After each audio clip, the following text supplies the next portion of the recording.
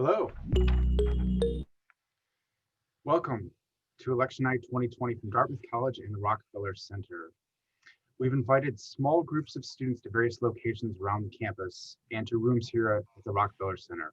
We also have viewing stations at the Collis Commons and tents in front of Streeter, Wheeler, and Cutter Shabazz.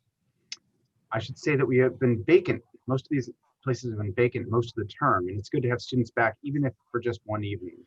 And many others are joining us from the evening. Welcome to all of you as well. Elections are the cornerstone of our democracy.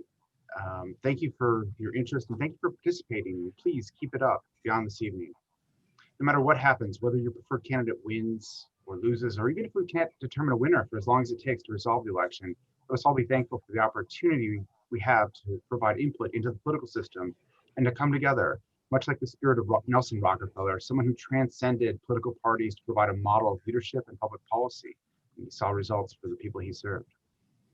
Tonight, it is a pleasure to welcome two individuals who have deep experience with the presidential elections. I'm going to start with Justin Anderson, and he in turn will introduce Chip Reid.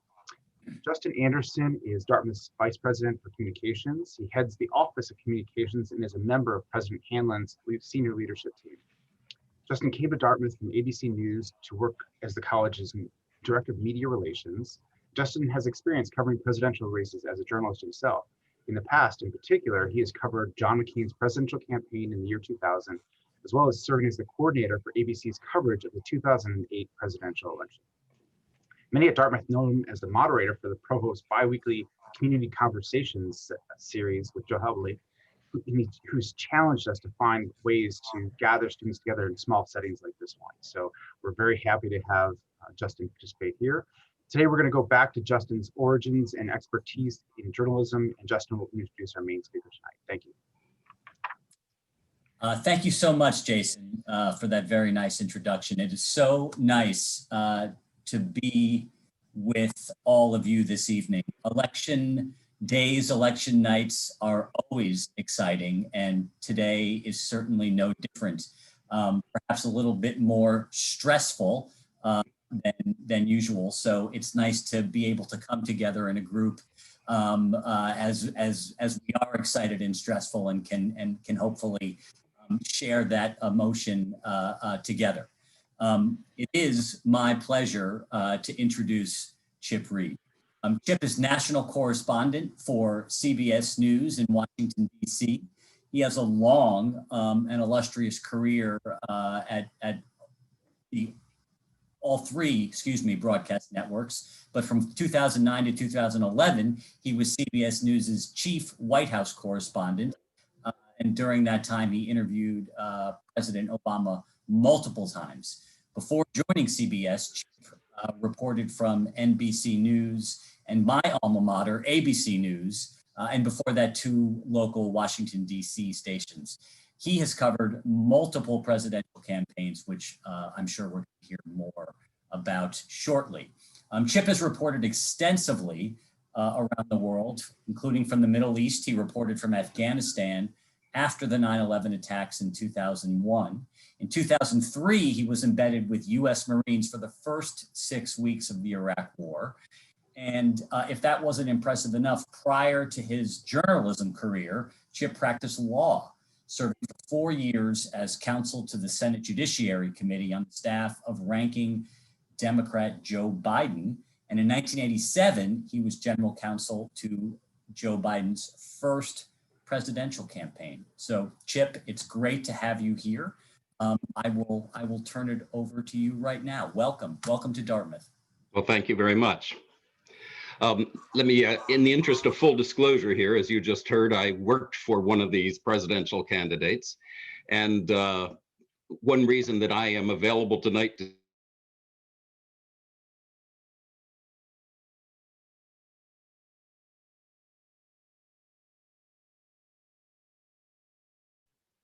I am not very technical. Sorry, guys. I just realized I was muted. You hear me now?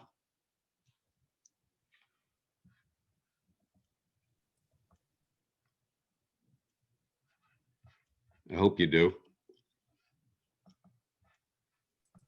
We can hear you, Chip. Okay, great. Thank you.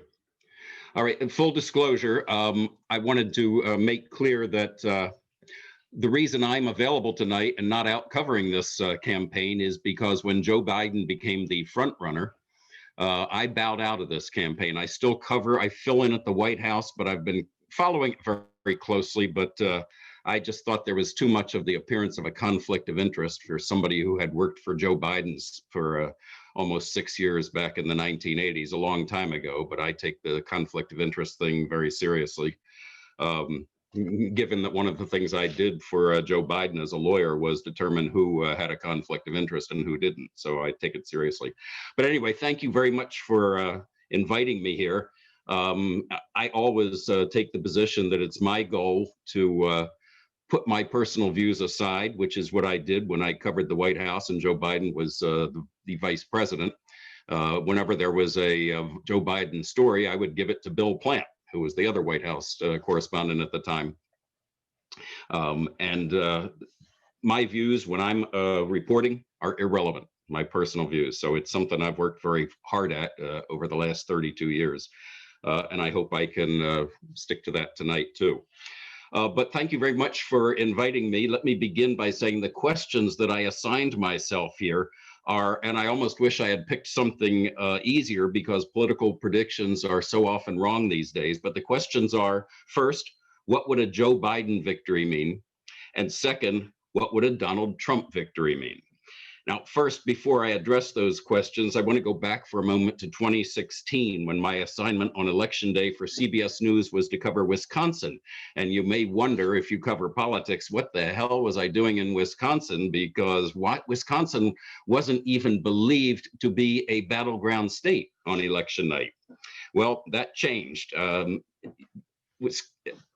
It sounded like a bit of a boondoggle. The reason I was in Wisconsin was to interview Paul Ryan, the then Speaker of the House, about how he was going to deal with President Hillary Clinton, because of course everybody thought Hillary Clinton was going to be president. Well, late in the evening on Election Day 2016, and much to my surprise and pretty much to everybody's surprise, Wisconsin suddenly became not only a battleground state, but one of the three key battleground states that put Donald Trump over the top.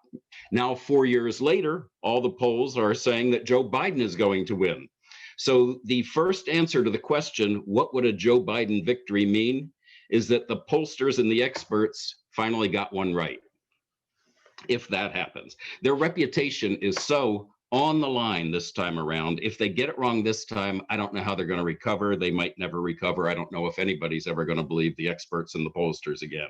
Charlie Cook, who is one of the best prognosticators in this business, you may know him, people who follow politics, wrote a piece today that basically said the only question left is how big is Joe Biden's margin of victory going to be? He really went out on a limb, but he's done it before and he's been right in the past.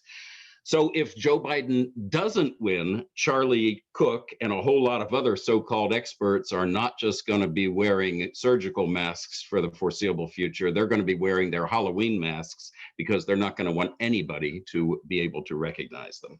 So what would it mean for Joe Biden? Usually when you talk about what an election is going to mean for a candidate, you're talking about policy. And I will get to that. But there's so much else before we even get to policy. These are just not normal times. So let's start with the short term. And I hate to say it, but I think one of the very first things that's going to happen if Joe Biden wins is social unrest. I'm sure we've all seen the video of the trucks with the pickup trucks and SUVs and other vehicles with their Trump flags waving on the highway in Texas as they surrounded and slowed down and terrified people on board. I know that for a fact. A Biden campaign bus. Other things similar to that have happened in New Jersey and in other states. And I tell you, in 32 years in this business, I've never seen anybody who can fire up supporters and incite passions, both pro and con, as Donald Trump can do. I think it's probably a pretty good guess that if Donald Trump is projected to lose tonight or in the next day or two, he will go before the cameras and call it a rigged election. And there will be plenty of people who believe him. In some states, police departments are already keeping an eye on local militia groups for possible violence if Trump does not win. Now, one of the big worries in this whole thing, some of you may have come across this, is this red mirage, blue wave scenario. That refers to the possibility that early returns will show a red mirage, as they're calling it, as some people are calling it, that returns in some battleground states will favor President Trump because the people who vote today are mostly Republicans, and those votes get counted first. So it's going to look like Trump's doing well. And there have been reports that if that happens, President Trump is going to come out and he's going to declare victory. The problem is that most Democrats voted early, most of them by mail. So if it's a close election, it's possible that a Trump lead could turn into a so-called red mirage that would then be gradually overwhelmed by a blue wave in the coming days as the mail-in ballots are counted. And if that happens, I think it's a pretty good guess that Trump will insist the election is rigged, and that could really fire up some of his supporters. And I shudder to think what could happen if that red mirage, blue wave scenario actually does happen. Now, 20 years ago, I covered the 2000 election, including the entire Florida recount. It was tense, it was contentious, at times it was angry, but I don't remember ever thinking or reporting that fear of violence was one of the major concerns, but it is today. What else would a Biden victory mean? Well, still focusing on the short term, it means Donald Trump will be a lame duck president until January 20th. That's, I believe, 77 days from now. That's a lot of time to shake things up. And he, of course, is very good at shaking things up. One of the favorite guessing games here in Washington these days is, what will Trump do during that lame duck period if he loses? Will he fire everyone he perceives as being disloyal, including the director of the FBI, the defense secretary, maybe even Anthony Fauci, if he can find a legal way to fire a long-term government employee? And how about the power to pardon? Bill Clinton caused an uproar by pardoning 140 people at the end of his time in office, right at the, I believe they were all on the last day. Some people think that will look like small potatoes compared to what Trump would do in a similar circumstance. The big question, of course, is whether he can pardon himself. Probably not, but it's going to be a battle. Looking a bit more long-term, a Biden victory would also mean a crackdown on COVID-19. And that's going to require getting people to change their behavior. And a lot of people are going to object to that and shut down their businesses, and people are going to object to that. And you can bet the pushback on all of that is going to be significant. Finally, what will a Biden victory mean on the policy front? The answer, a lot. And by the way, I want to make clear that I am not speaking, even though I worked for Biden for 6 years in the 1980s, I am not, I do not have inside information. When I pulled myself out of covering this campaign, I also disconnected from anybody on the Biden campaign. But I do know the guy, and I know a lot of the people who work there, and I have a pretty good idea of what they think. But what will it mean on the policy front? A lot. It really is a lot, because I know that we all know Joe Biden is the ultimate Washington insider. And he has scores and scores of people who worked for him or for President Obama in the White House, who worked for him in the Senate over all those years. And they are putting together, and have been for months, putting together detailed plans. I mean, this is widely reported, detailed plans on everything from immigration to foreign policy, to healthcare, to taxes, to the environment. So if Biden does win, and especially if Democrats take the Senate, he'll be able to really hit the ground running. And I think he will be able to have an enormously successful first 100 days on all of those issues and others.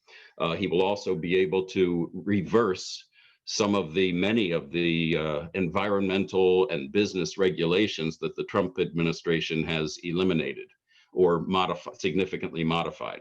So I think it's going to be a very busy time, and especially, of course if the Democrats take over the Senate. As Charlie Cook predicted today, he predicted that they would have a majority of 52. So one big question, though, is what will Biden do? Will he steer hard to the left to keep Elizabeth Warren and Bernie and their supporters happy? Or will he steer hard to the middle, where he has occupied space for most of his career?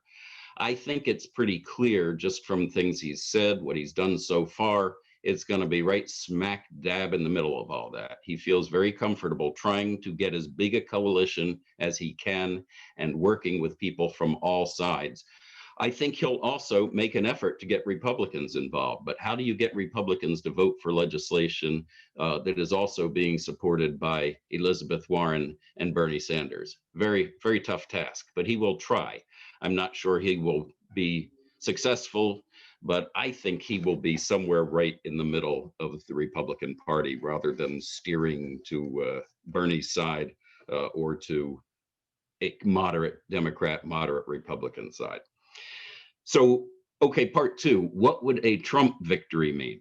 Well, just as with Biden, I think one of the first effects, unfortunately, will be social unrest, perhaps even worse. We saw it after the death of George Floyd. We saw peaceful protests that turned violent because there are, I don't know what word you want to use, agitators, whatever, people who just take advantage of situations like that to loot, to set fires. And there will be a lot of angry people. I don't know what it's like in the political hotbed of Hanover, New Hampshire right now, but here in Washington, I'm sitting in a building, the CBS headquarters, that is completely boarded up outside. There are hundreds of buildings in Washington that are boarded up. They were boarded up during the George Floyd protests, and they're boarded up again, only more so. People are really afraid that this is going to end up in violence if President Trump wins in big cities. I think most of the trouble if Joe Biden wins will be outside of cities, but who knows? It's pretty scary. I personally wake up in the middle of the night sometimes thinking of all the things that could happen, whichever way it goes. But especially after the polls showing that Joe Biden is almost a cinch to win, for President Trump to win, I think it's going to be even more of a shock than it was, a good deal more of a shock than it was back in 2016 to his critics. I think the vast majority, again, of the protesters will be peaceful, but it doesn't take many to, and I fault the news business for this to a large degree, it doesn't take many to get burning cars on TV and give the impression that the violence is much more widespread than it really is. As for Trump himself, he will, of course, feel emboldened if he wins. He will feel more free to do as he pleases. I'm sure we all remember when President Trump said that Article 2 of the Constitution gives him total authority. I would not be surprised if there's more of that kind of talk, and even more so. He recently started moving on a plan. Not clear if he can do it, but he's certainly going to try to give him the power to fire anybody in the federal government who he wants to fire. Loyalty will become the coin of the realm even more than it already is.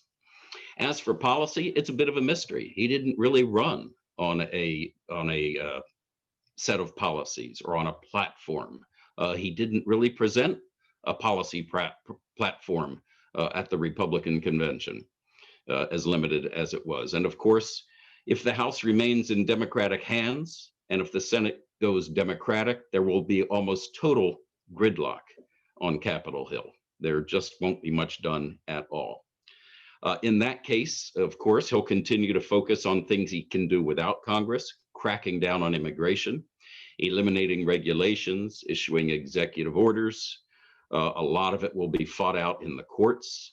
On the issue of judges, of course, it depends on whether the Senate remains in Republican hands. If it does, then he will be able to increase his astounding number of judges who he has appointed so far. And keep in mind, hate to put it this way, but Justice Stephen Breyer is 82 years old. And it's well known that conservative groups in DC already have a list of people they would like to replace him. That would give conservatives a 7-2 majority on the court. But again, that can only happen if President Trump is reelected and if Republicans maintain control of the Senate. On COVID, I think it's clear he will continue to downplay it. It seems to be just part of him. It's not something that he wants to fight. He said recently, we're, quote, learning to live with it, to which Joe Biden responded, we're learning to die with it. But Trump will, in all likelihood, continue to argue that it is what it is, as he put it, and do everything he can to reopen the nation. Will that make the coronavirus pandemic worse? I don't think there's any doubt. But that seems to be a risk he's willing to take in return for opening the economy. Finally, here's an issue a lot of people don't talk about. There's the issue of the Trump family dynasty.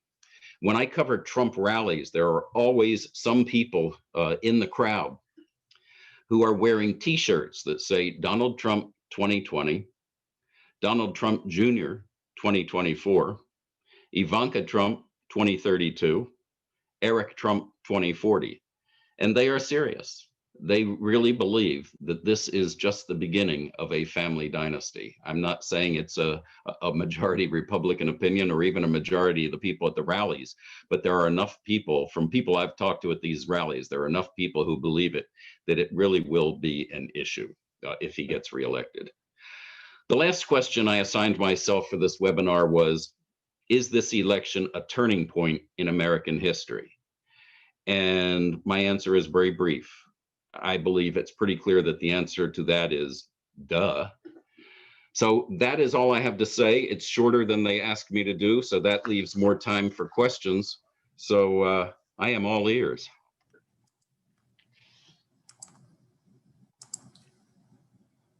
That is great, Chip. I'm glad to hear that you're all ears, because we will have questions for you soon, but I'm going to take the classic moderator's prerogative to ask you the first couple of questions. Okay. Given the question that you just posed yourself about whether or not this election is a turning point, and I guess even more specifically, your very concise answer, I think I know the answer to this question, but I'm going to ask it anyway because I want to tease out that a little bit. We hear often that 2020 is an election like no other, and it certainly feels that way. It's safe to say for our students out there who are watching, it certainly is, if only because they haven't lived through too many elections yet. Nevertheless, if you take the longer view, are the stakes as high today as, say, in 2004, right after 9/11, or going back to 1932 when the Depression was the backdrop for the election? And needless to say, 1860 was a pretty big year in American history, and that was a big election when Lincoln won. So is this an election like no other? Is this a turning point?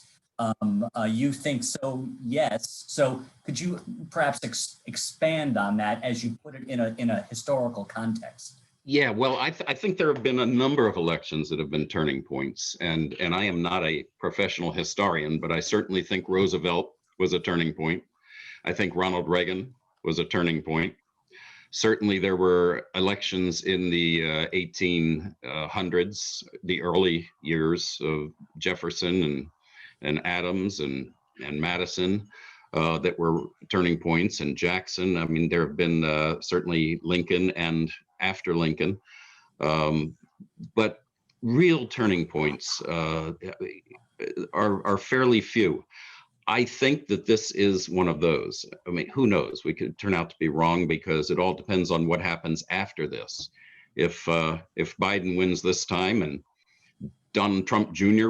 wins 4 years from now, then we're right back where we were. But I At this point, I think all indications are that this would be a real turning point because these two men are so dramatically different. Their goals are so dramatically different. You will hear tremendous amount of talk from Joe Biden about unifying the nation, about bringing people together. That's going to be really hard to do because, as I mentioned, it's going to be almost impossible to get any Republicans on legislation that is supported by Bernie and Elizabeth Warren, which of course is going to be the goal. So I think Biden's going to be disappointed in the amount of bringing the nation together that he can do, but he will be relentless on doing that. Donald Trump will not, clearly. So I do think it's a turning point, but I could certainly be proven wrong if we, I mean, almost every year they say, oh, this one's a turning point, that one's a turning point. 2020, 2000 felt like a turning point. Was it? In some ways it was, but I don't think you can compare it to Reagan or FDR or the Civil War elections. Chip, one more question from me before we go around the horn to some of our students who are watching from around campus. And this one, I wanna really take advantage of your experience, not just as a journalist, but also as a lawyer. There's been a lot of talk about lawyers as it relates to the election outcome. And in fact, President Trump just said recently that when the polls close in Pennsylvania, he's going to bring in the lawyers. As we are contemplating the end of this extensively long voting period, are we transitioning now from electoral strategy to legal strategy? And what does that mean that President Trump is going to bring the lawyers into Pennsylvania? How are the both campaigns thinking about this? Well, go back to 2000. It certainly went from an election strategy to a legal strategy. There was a lot of politics in it too, and a lot of public relations. But remember, it was the Supreme Court that determined that the recount should stop in Florida. It was, Democrats still believe to this day that if the recount had continued to the end, that Al Gore would have won. And it's one of the things that motivates them. I tell you, it was a couple months ago when the Biden campaign announced that they had a team of 600 lawyers, more than 600 lawyers across the nation. My guess is they have far more than that now to deal with all the different issues that could occur in all the different states. And it's, if this is a really close election, then certainly this could turn into an election dominated by legal strategy rather than political strategy, or at least largely legal strategy. But to get to your question, to the point of your question, I think that when Trump said that, and it's consistent with other things he has said, the real point he was making was that in his view, this is his Supreme Court. They've disappointed him at times, but he believes this is his Supreme Court. And he believes that if he can get this election before the Supreme Court, somehow or other, they will rule in his favor and he will win. Wow, thanks, Chip. I think now let's go to some of our students. Start in Collis Common Ground. You guys out there? Hello. So my question is, how do you think the unprecedented amount of mail-in ballots are going to affect the results of this year's election? Well, the first one is what I already talked about, the fact that the Democratic mail-in ballots in many states will be counted later. So it could mean that Trump could get an early lead, he could declare victory, and then over time it could become clear that Biden wins because of the mail-in ballots. But you also have all these problems with mail-in ballots. I mean, the good side for the Democrats of mail-in ballots is that it gets so many people to vote who might otherwise not vote. The downside is that far more mail-in ballots are tossed because of irregularities and errors then are tossed in-person voting. A lot of people have to vote have to vote provisionally, and some of those will be thrown out. So it's something Democrats are worried about. You remember several weeks ago, there came a turning point when the Biden campaign was pushing very hard for everybody to vote by mail, to get as many people as possible voting early, get them, get those votes done. And then they started to realize that people were having trouble doing it, doing the forms absolutely correctly. I voted incorrectly in DC. It did get through, but they give you a little ballot envelope that the ballot doesn't fit in. And I didn't understand that you're supposed to just slide it in, even though it doesn't fit completely. So my wife and I both said, what do we do? And we folded it in half and put it in. Wrongo bongo, you're not supposed to do that. But apparently they're letting that slide. But in some states, you make the slightest little error like that, and your ballot's gone. Your ballot is out. So it is a worry among Democrats now that in a really close state election, in one of the real battleground states, they worry that enough of these mail-in ballots could be thrown out because of errors to make a difference. Chip, we're going to go to Rocky, and I'm going to ask you if you could repeat the question from the questioner, just to make sure everybody out there got it. Heard the question. Okay. So with that, keep that question brief then. Yeah. So let's go to Rocky right now for the next question. Hi, my question is related to social media. We have examples of a lot of people between the ages of 18 and 25 predominantly that are extremely active in terms of promoting voting. Do you think that this is a reflection of people's behavior in real life, or is it more of just social media presence that is not really apparent in actual voting turnout?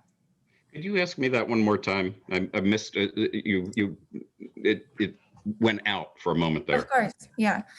Do you think that people's high levels of activities on social media is a reflection of their actual behavior in real life in terms of how many of them are actually voting versus how many of them are saying that people should vote? Yeah, no, I don't have much faith that social media is a reflection of how people are going to vote and whether they're going to vote. I'm an old curmudgeon, and I do as little social media as I possibly can, because I kind of see it as a bit of a cesspool, especially Twitter. I call it it's the world's center of misinformation and ugliness, but it's also necessary in a lot of ways. You can't really do your job in journalism without doing some social media. But no, I do not confuse the two. I do not believe that the fact that people between 18 and 25 are doing a lot of social media and expressing their opinions means they're going to vote. It hasn't in the past. I would love to be proven wrong, but no, I don't think there's a direct connection between social media use and how likely people are to vote. Did that answer your question? Oh, and I didn't repeat the question, did I? Her question. You give me an instruction and the first thing I do is ignore it. So her question was, do I believe that the high level of social media use by people 18 to 25 is an and in which they often express their views is an indication of how likely they are to vote? And I do not believe it is. Let's go now back to Collis, where we have some members of the Student Assembly.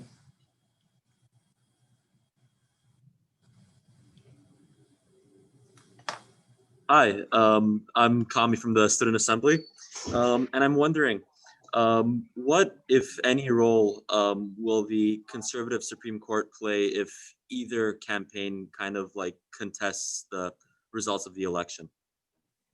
Well, that question is, what, if any, role will the Supreme Court play if either side contests the election? I don't know. Can I ask what year you were born? I was born in 2002. So 2000 happened 2 years before you were born. Boy, that makes me feel old. But anyway, I mean, that was determined by the Supreme Court. And as I mentioned, it is still something many Democrats are bitter about to this day. They believe Al Gore would have won. They believe that George Bush would not have been president. They believe that 9/11 might have been avoided. They believe that a horrible recession might have been avoided. And they believe that the Iraq War would have been avoided if Al Gore had been. I mean, Democrats who went through that still believe to this day that it was a turning point of sorts, maybe not a historic turning point like Reagan or FDR, in my opinion, but it was certainly a turning point that led to some things happening over the next 8 years that Democrats think were disastrous. And that was the Supreme Court. And that was a more closely divided Supreme Court than this one. This one's a 6-3 court. So it is certainly conceivable. But I think one of the differences is, though, that many of the arguments that President Trump has used against mail-in voting, for example, and against extending deadlines in Pennsylvania for mail-in votes and things of that sort are not very controversial. They're things both Republicans and Democrats have been supporting for years. So, I mean, so far, I have not seen arguments that would be, in my opinion, that would be likely to be accepted by the Supreme Court. But we didn't know what the Supreme Court was going to rule on in the end in the year 2000 either. So it is certainly possible that the Supreme Court will have a role in this, and there are certainly both Democratic and Republican pundits out there who believe that if it does make it to the Supreme Court on something really significant, and if it's a really close election and gets down to one state, that it could make a difference. Thank you. Chip, since we're talking about the Supreme Court, I'm going to jump in here and ask sort of a follow-up to what you were mentioning in your introduction. You were talking about what would happen if Joe Biden wins. I don't believe you said one of those things would be an expansion of the Supreme Court. That is something that has been talked about a lot, particularly in the wake of the Amy Coney Barrett first nomination and then confirmation. Knowing Joe Biden like you do, if he were to win, what do you think the chances of an expanded Supreme Court are? You know, that's an interesting question in a way. I don't know if you've seen that clip on TV. I think it's run pretty widely, where Biden says it was a boneheaded idea when FDR suggested packing the Supreme Court, as they call it, expanding the size of the Supreme Court. Well, there's an aide, an advisor sitting behind Biden at that hearing, and it is I.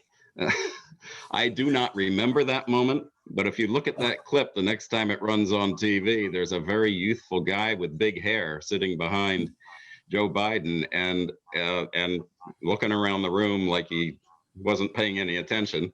And it was me. It was I, if you want to be grammatically correct. And but I think there's no doubt he is inclined not to do that. And I have no reason to believe that he would do that.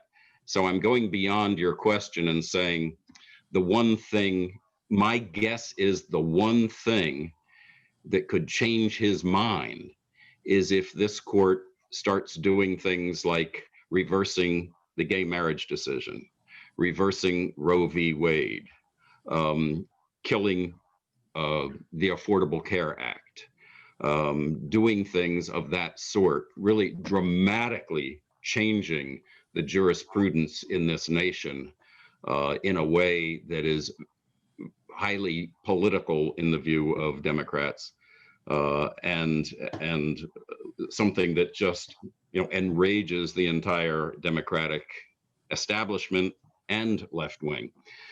If the court does something like that, then I could imagine him eventually changing his mind.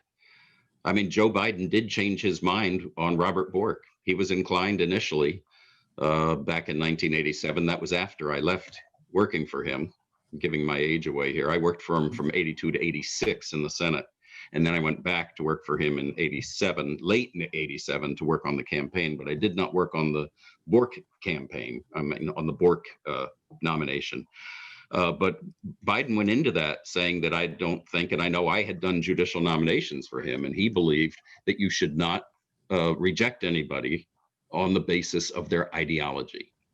But with Bork, he became convinced that his ideology was so extreme that in that case, he changed his mind, that you could consider and reject somebody on the basis of ideology.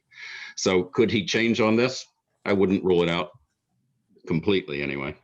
Yeah. Well, if it's any consolation, Chip, we all had big hair in the 80s. Let's go to Qatar Shabazz, where we have some of the college Democrats. Hi, so my name is Jake, and I'm just wondering about, so early votes out of Florida show that Biden is dramatically underperforming in Miami-Dade, which means that the New York Times said Trump could win Florida. What are your thoughts on this, and is it representative of what we might see in the rest of the country tonight? I don't know. I'm not much on the crystal ball stuff, but I do know that already the Biden campaign put out, I'm not sure how they put it out in a tweet or what, but somebody responded and said that said something about, they said in Florida it's still neck and neck, which is usually a political way of saying it's not looking good. But they also said that they're overperforming in Georgia, North Carolina, Michigan, Wisconsin, and Pennsylvania. So at least the position they're taking at this point is, even if they lose Florida, they're still feeling optimistic. But you know, Florida, there were some polls several weeks ago that showed Biden with a big lead then. But it's really been neck and neck. I don't think it will surprise anybody if either one of them wins Florida.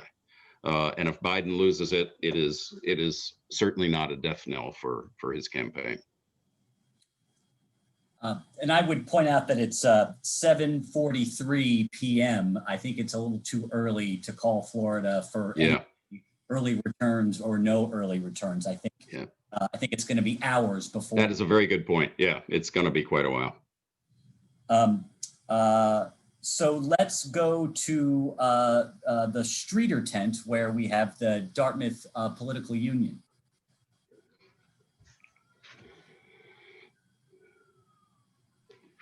Hi.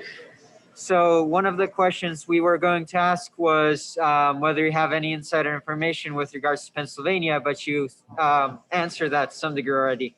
So our question would be, what race do you believe, whether it's a state or national or local, that is important but often overlooked this cycle, that could teach us something about American politics in the years to come? Yeah, I read a really good piece on that today, and it was all about state houses across the country. And there are battles going on in a number of state houses. The Republicans have a relatively small lead in controlling state houses. And that is where so much of the business of this nation is done. And especially if Congress is going to be gridlocked, if Biden wins and there's a Republican Senate, there's going to be quite a bit of gridlock. If Trump wins and, well, we already have a Democratic House and that's not going anywhere, there's going to be gridlock. It's only if Biden wins and gets both houses that there's not going to be gridlock. So those state houses are where so much of the business of this nation happens. So I would say across the nation in the state houses, get up to speed on all that, because it is really important stuff. And once again, Justin, I have completely neglected your request to repeat the questions. So. Yeah, I know your talents. You don't listen to the producers. Exactly. You just do what you want. Not like a politician. Yeah, right. So I'm gonna take a brief break from going around the horn and take a question from someone who writes in on the chat, and it's in reference to your experience with the mail-in ballots, which I think is something that we're all sort of. But what are the procedural reasons for strict mail-in ballot considerations? Do not fold at risk of being thrown out. Sign here. Don't sign here. Is this a question of ensuring voter integrity, or is it more of a political decision to sort of raise the bar for getting your vote in and getting it counted? That is a darn good question, and I can't say I'm an expert on that. I've never really worked in that field, and never, other than the 2000 campaign where you had the hanging chads and all that. But in 2000, there were a lot of people who felt that all these strict rules were really about giving whatever side was in power the power to deny ballots, to strike them down. Because if you really can tell, you know, back then it was hanging chads. If you didn't poke your card all the way through and the chad and the little tiny piece of paper was hanging down, then that wasn't counted in some places. Well, it was clear that the intent of the person was to poke it all the way through and have the little piece of paper fall out. But it was used as an excuse for disqualifying some votes. So, you know, it's all those are made, again, going back to the previous question, the state houses and local politics is where these decisions are made.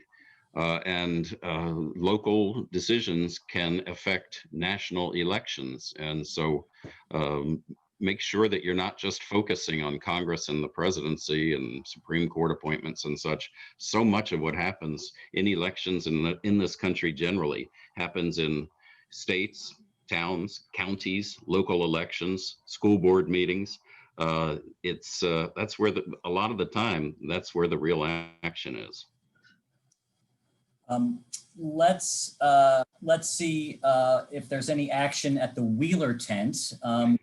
Dartmouth libertarians are hanging out. Yes, I was wondering if violence does break out, where do you expect it to in either scenario?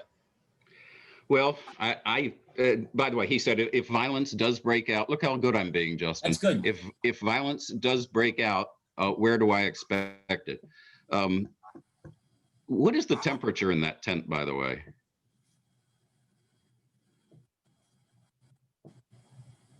Hey, Wheeler tent? Well, it depends on how close you are to the heater. So we moved the table right next to it. Okay, all right. Well, you look okay. Some of the previous ones looked like they were pretty cold in their tents, so. The libertarians are tough guys, right? So yes, we are. Yes, exactly. I hate to say things that sound like generalizations, but I mean, what we saw after George Floyd, most of the violence was in major cities. And it was in places like Portland and Washington, D.C. and Houston and other cities. I mean, there was, you know, Detroit.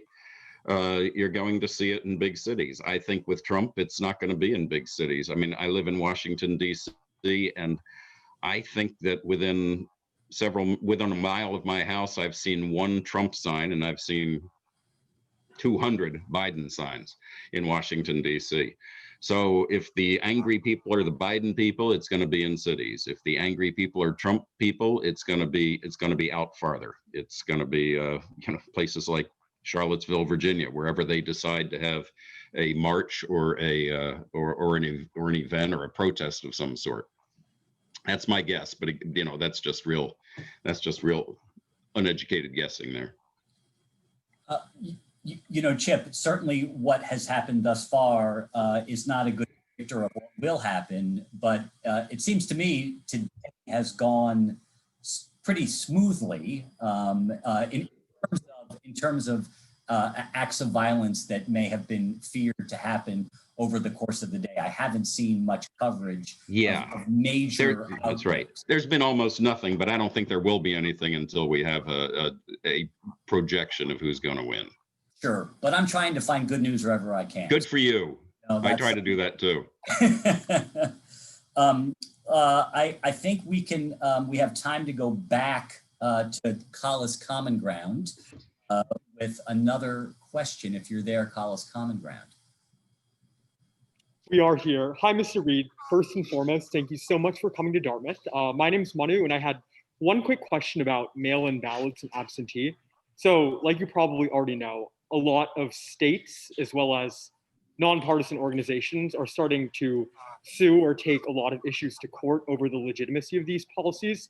How do you think that's going to affect recounts, the timing of the election, and even its decision at the end of it? I don't know. You know, that is awfully speculative. He asked how, with all the trouble and all the questions and challenges to mail-in voting, states and organizations are going to court. I know you've got the ACLU in court on one side and conservative groups on the other side. You've got states in court for different reasons. A lot of the things I've been reading about today with people going to, with groups or states or local governments or parties, the parties going to court, are for relatively minor things that get straightened out pretty quickly. I don't think we're going to know what the lawsuits are going to be about, the lawsuits that have any significance are going to be about, until we know how close this election is, what the problems are, which states have those problems, and what the laws on mail-in ballots are in those states. So I think it's a great question, but it's probably premature. Let's go back to the Rockefeller Center to take another question from there. Mr. Reid, thank you so much for joining us today. I think many of us are wondering about what will happen to the Republican Party if Donald Trump loses.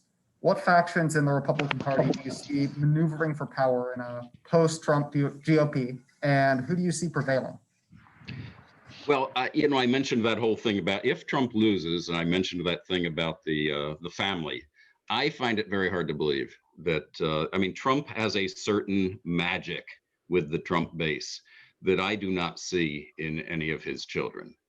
I think if Trump does lose, the Republican Party is in, and especially if the Republicans lose the Senate, I think they're in big trouble for the, certainly for the next couple of years. I don't know what they're going to do, but I think that we've already seen some Republicans peeling off from Trump. If he loses, they're not going to feel that obligation to hang in there for their own political careers to the degree that they do now. You know, certainly the Trump supporters will still be out there, but I think it's going to be a slow process. This is my guess, a slow process of Republicans gradually peeling themselves away from Donald Trump and trying to get the party back to what it used to be.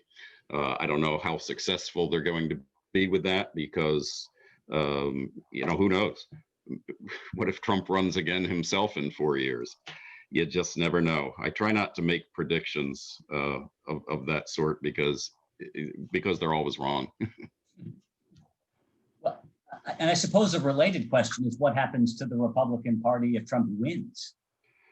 Yeah, I think for the most part, steady as she goes. People are certainly not going to abandon him. They're not going to get much done. I mean, could you imagine being a Republican member of the House if Trump wins and the Democrats take the Senate and they have the House and the Senate? Is Trump going to compromise with a Democratic Senate and House? It's hard. It's just hard to imagine what's going to happen. It's hard for me to envision him doing that. But Republicans in Congress are going to have basically nothing to do if they're the minority party and Donald Trump's still the president. Chip, we have time for one more question before we all start to glue ourselves to our favorite chairs to watch the returns. I'm going to end with this one question that I'd like to pose, and that is, you know, we've talked a lot about sort of the unprecedented things that have happened during this campaign, many of them disturbing, you know, talk of social unrest, actual social unrest, claims of rigged elections and voter suppression. I will say that one very positive thing seems to be engagement. We had nearly 100 million voters voting prior to Election Day. We're on track for what will be the largest, I would imagine, presidential vote ever. As you think back on the last couple of months, is there anything that you saw that you took away that gives you a hope for what is coming? Though we don't know the outcome, is there anything that you refer back to that gives you hope for what is to come? Well, the answer is kind of no, because I hate to say it, but as you were saying that, I was thinking that, yes, sure, it's great that people are engaged, but why are they engaged? Because they're terrified or they're mad as hell. And that's what gets people engaged sometimes. I would like to say it's just their love of public policy and their obligation and duty to vote. But what has gotten people really fired up to vote this time around is fear and anger. So sorry for that pessimistic end to this thing, but yeah. Well, somehow it seems fitting that we would end a discussion on pretty much anything related to 2020 with the words fear and so thank you for that, Chip. Thank you for staying on brand for 2020. But seriously, that was a fabulous conversation. We really appreciate your time and your insights. And sharing your thoughts with us on this momentous night, this momentous occasion. So thank you for spending time on Dartmouth's campus virtually this election day. And we look forward to having you back here in the flesh, Chip. It was my pleasure. I love Vermont, New Hampshire and Vermont. I look forward to getting up there sometime. Thank you very much, Chip. Thank you. Have a good night. You too. Thank you, Justin, for ably navigating multiple locations. And Chip, even though you may have ended on a slightly pessimistic note, there was a lot of laughter tonight. So that was a pleasant surprise. It was more laughter than I expected on a momentous evening. In 2020, yes. Right, in 2020 during pandemic. Murder hornets. Anyway. I was going to try to mention the murder hornets. Look, for my dogs, 2020 is the best year ever. I'm home all the time. Yeah, right. 2020 rocks. My guy is home all the time. Well, we don't want to. There they are. I'm jealous.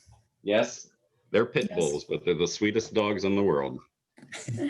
Well, thank you so much, Chip. Thank you, Justin. Thank you, Jason. I want to thank, there's a lot of people behind the scenes for this event. Thank you to all our student partners, all our campus partners. Thank you so much. I expect that most of our audience has someplace else they'd like to be, so I'm going to keep this short, but I did want to mention on Thursday night, we are going to have a post-election analysis so you can figure out what's going to happen tonight. Professor Mia Costa from the government department will be here with 3 scholars from around the country. That will be 5 o'clock on this Thursday night, November the 5th at 5. I hope you come back then. And for any Dartmouth students who are on campus, you can go to call us, the Rockefeller Center, the tents at Qatar Shabazz, Streeter, and Wheeler for some in-person viewing opportunities. Thanks to everyone. Have a great election night. Thank you, Chip. Thank you. Thanks a lot.